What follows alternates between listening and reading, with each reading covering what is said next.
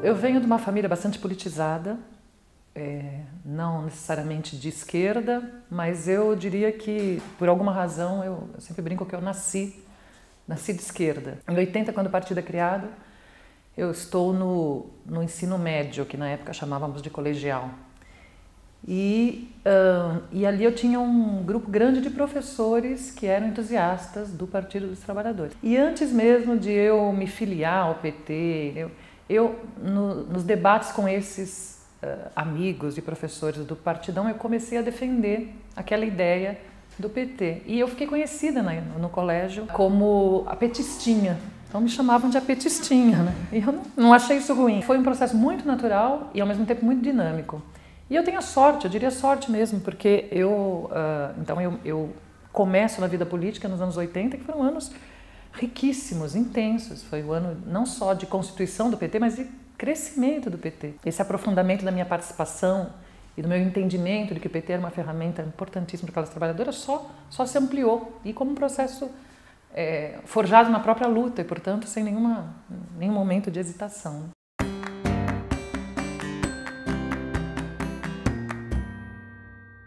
A gente sempre lembra muito da importância que o novo sindicalismo teve na formação do PT, e é verdade, foi um dos principais braços. Mas ele, na verdade, é uma amálgama de várias coisas que estavam acontecendo no país neste momento. Começava uma insatisfação crescente com a ditadura, a própria ditadura resolve que precisa criar outros partidos, que é um pouco para quebrar este esquema. Mas a ideia deles era dividir os partidos já existentes. Então eles criam uma lei, a lei dos novos partidos, é uma lei que é para impedir que qualquer partido novo surja. Você tinha que colher um número de assinaturas absurdo em um tempo muito pequeno. E o PT consegue fazer isso. Eu estou resgatando isso porque neste movimento você teve um processo em que essas lideranças foram às bases, foram às ruas. E naquela época era assim mesmo, de bater na porta mesmo, pedindo para as pessoas, explicando o que era o projeto e pedindo para as pessoas aderirem. Então, essa coleta de assinatura também vai dizer muito o que o partido vai se tornar depois. Então, você tinha essa base sindical popular, você tinha essa base que vinha da igreja, que também era popular, e tinha esses vários grupos, eram vários grupos da esquerda anterior. Como amalgamar tudo isso? Como fazer um partido funcionar desta maneira? As formas encontradas foram inovadoras, justamente partindo daquela concepção de que você precisava dar voz neste partido novo. Nós não queríamos um partido fechado, né, nesse estilo de que uma meia dúzia decide. Então você precisava criar mecanismos para que todas essas pessoas pudessem participar. Um desses mecanismos fundamental foram os núcleos. Então imagina, vocês pensarem que quaisquer 9 pessoas podiam constituir um núcleo na escola, um núcleo. E como você já tinha tido um movimento, como é que constitui um núcleo, né? Mas como você já tinha tido esse movimento de coleta de assinaturas, você já tinha nos vários lugares alguém que tinha levado a ideia do partido e um grupo que tinha se interessado. Então se constituía lá um núcleo. Então nas escolas, nos locais de trabalho, nos bairros. Então, né? E para que isso funcionasse, você deu poderes aos núcleos. Os núcleos, de fato, eles tomavam decisões, as decisões eram levadas aos diretórios zonais, os diretórios zonais levavam isso. Então você criou um canal. Durante um período muito importante, a ideia do núcleo foi fundamental para atrair gente, para organizar a base, para dar voz à base, enfim.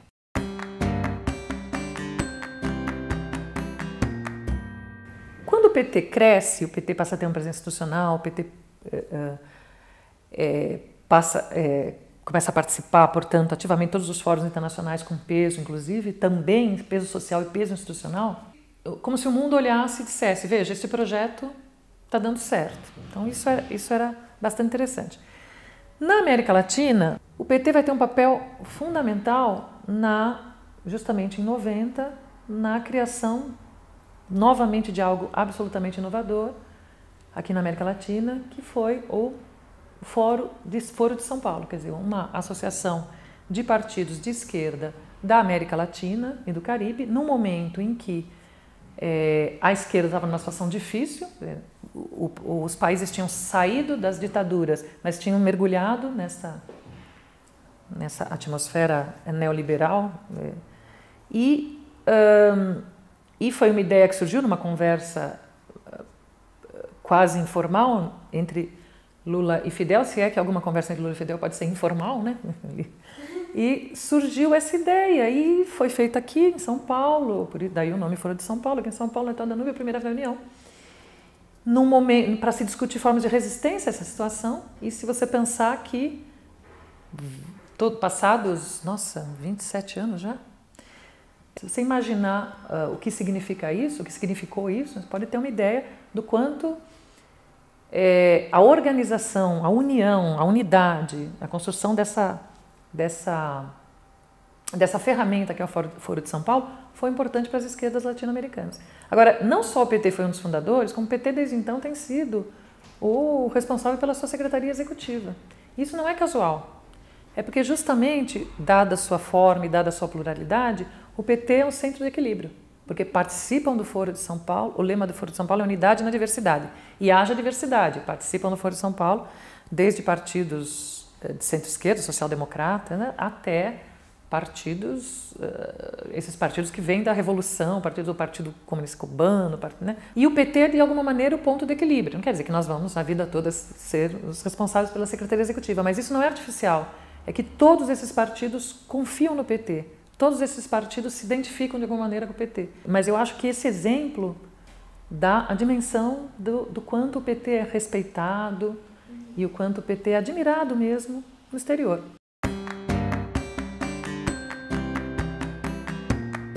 O Lula foi a melhor liderança que o PT foi capaz de produzir, justamente porque, primeiro, ele foi um homem do seu tempo, então ele é esse trabalhador, operário, forjado na luta.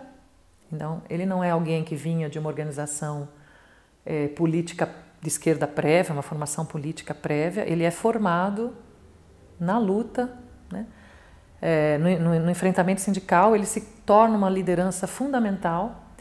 Ele vai adquirindo essa consciência de classe. Isso num momento em que o país está justamente vivendo esse processo de democratização.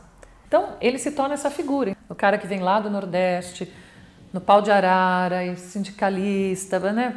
E vai crescendo, vai se tornando uma liderança, se torna liderança, constrói um partido. Imagina, e o cara vira essa figura internacional respeitada.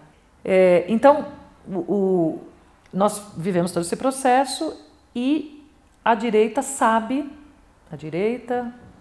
os nossos inimigos sabem que eles precisam destruir a imagem do Lula. E foi isso que a direita, não podemos, nós vamos destruir, nós vamos tirar a Dilma, destruir esse partido e principalmente destruir a figura deste homem. E é isso que eles têm feito, né? Uma campanha covarde, evidentemente seria até cômica se não fosse trágica. E, no entanto, você precisa... Por quê? Por que é importante este tipo de ataque?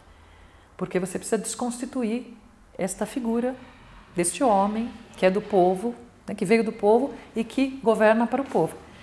Só que, por enquanto, apesar de tudo, apesar desse clima, eles devem enlouquecer, né? Porque as pesquisas mostram que o Lula... E quanto mais a situação econômica e a situação política se agudizam, mais o Lula sobe nas pesquisas. Porque, claro, a lembrança deste povo, que de fato mudou de vida por conta das políticas do Lula, e essa ideia de que o Lula é um deles, que é muito forte em alguns lugares, é um de nós, né? Mas essa ideia de que o trabalhador, apesar de tudo, o Lula é um de nós, é muito forte. E é por isso que o Lula é o Lula e por isso que ele... Né? Então, eu diria, características pessoais incomparáveis e também um homem da sua época que soube, que aprendeu e que soube manejar esses instrumentos.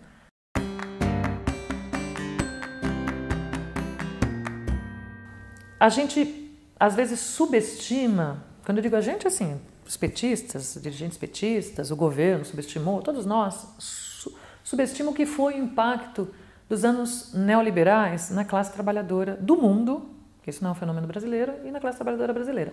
O neoliberalismo foi uma mudança de concepção cultural na qual a ideia do coletivo foi sendo substituída pela ideia do individualismo, do mérito individual.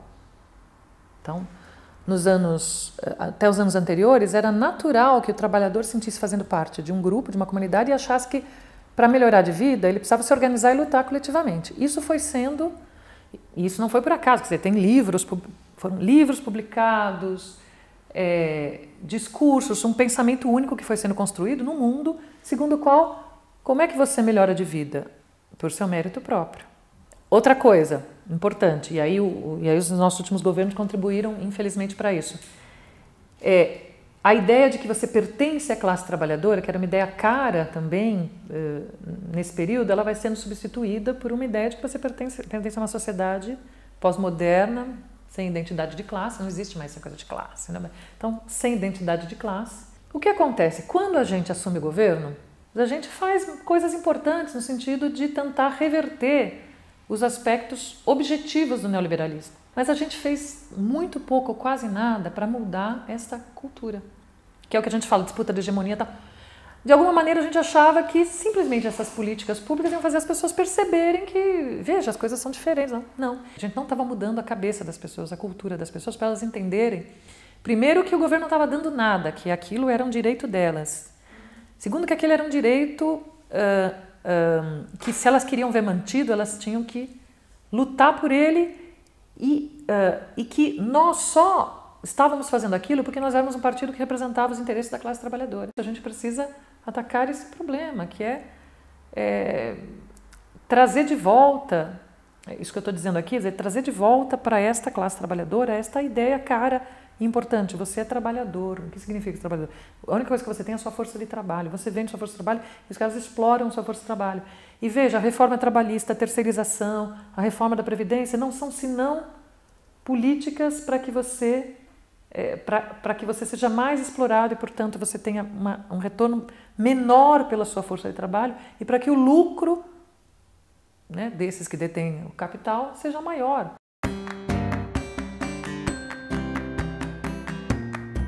Acho que esse congresso do PT vai acontecer num momento importante em que a gente, greve geral, encerramento da luta de classes, a classe trabalhadora dando uma resposta, por isso eu acho que... E como o PT sempre foi permeável a tudo isso, e essa é uma qualidade do partido, pode acontecer a crise que for, mas o partido é permeável a essa pressão de fora para dentro, eu estou mais otimista que o Congresso vai servir justamente para fazer esse debate estratégico, programático, e quais são as nossas tarefas táticas imediatas para a gente, de fato, corrigir os nossos problemas e desvios desse último período e recuperar esta ideia de que a nossa principal tarefa, nosso principal trabalho é ser ferramenta da organização, da luta dos interesses da classe trabalhadora.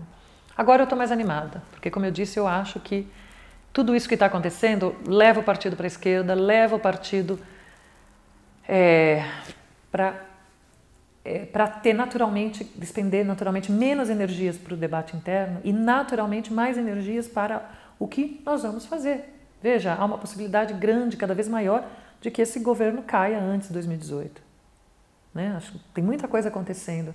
O que nós vamos fazer? Nós vamos esperar, esperar para ver o que eles vão fazer? Ou nós, esquerda, de uma maneira geral, e aí o PT, evidentemente, tem um papel fundamental, que é a principal partido dessa esquerda, ou nós vamos tomar iniciativa. Então, eu acho que a conjuntura, eu acho e torço, eu acho que até julho a conjuntura ainda vai se animar mais ainda, eu acho que a gente que o partido vai ser obrigado, no bom sentido, a se confrontar com um debate mais a quente. E quando o partido debate mais a quente, eu acho que ele toma decisões mais sábias, porque ele é impulsionado pela classe que ele representa e não apenas pelos seus interesses internos.